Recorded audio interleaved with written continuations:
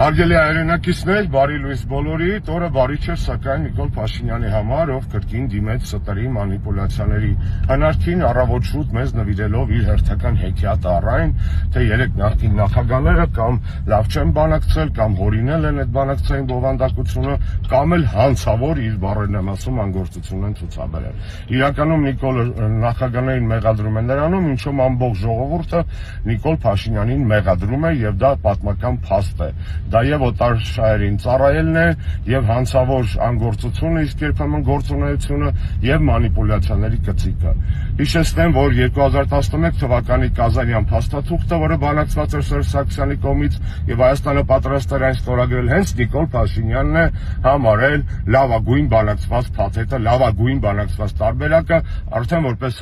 ոչ բարով վարչապետ ազգային ժողովի ամբիոնից։ Ինչ վերաբերում է, որ հարցը ձգձգվում է դե լուծեիք, ապա օրինակ բերեմ ձեզ, Իսրայելի այսօրվա վարչապետը կարա ասի 80 տարի հարցը չեք լուծել Պաղեստինի, ես հանձնվում եմ, կամ Կիպրոսի ժողովուրդը կարա ասի, որ 52 տարի է այդ հարցը չի լուծվել, մենք հանձնվում ենք։ Նախագահները լուծում էին այդ հարցը, ուժեղացնելով բանակը եւ Հայաստանի դիրքերը ամրացնելով բանակցային սեղանին, այն ինչ քանդեց հետո Նիկոլ Փաշինյանը։ Չխաբվեք Նիկոլի ստերին, լավ շաբաթ բոլորիս։